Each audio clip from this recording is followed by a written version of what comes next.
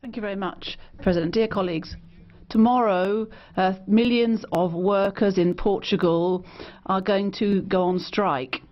And they're going to go on strike with a very simple message. It's not who works, it's not the pensioners, it's not the young people, it's not the unemployed who should be paying the bill for this crisis. They shouldn't foot the bill for this crisis because they weren't responsible for it.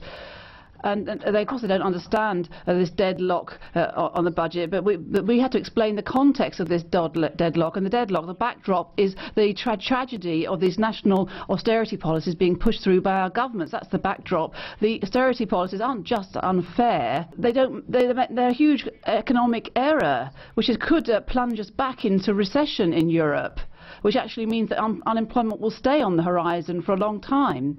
It would actually increase the gaps between surplus countries and deficit countries. And in this context, it's necessary to be very clear about this budgetary debate, because for us, you can't have a currency unless you've got a strong budget. And the budget for 2011 that we're discussing at the moment isn't just a modest budget, it's a mediocre budget. It's a budget that doesn't help us to deal with the crisis. It's actually just part of the crisis, a symptom of it. And therefore it's important that we don't see a recurrence of this in 2012 or 2013 or after 2014. That's the issue. We don't want this to be repeated every year. It's a question of the future.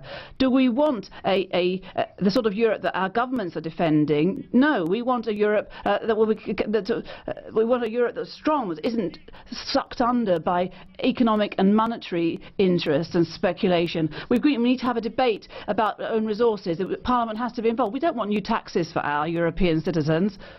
What we want to discuss is the way we're going to work. At the moment, the capital should be paying what it should be footing the bill. Capital should be footing the bill in Europe, and they're not. Capital should be paying to clear up the mess that they've made. That's not happening. It's the citizens, it's the workers who are footing the bill. We want a European project which is not the lowest common denominator European project. If we don't get something better than that, we can't make do with what's being proposed, led by the member states of the UK and others, a sort of lowest common denominator budget, the UK government leaving the others. Thank you.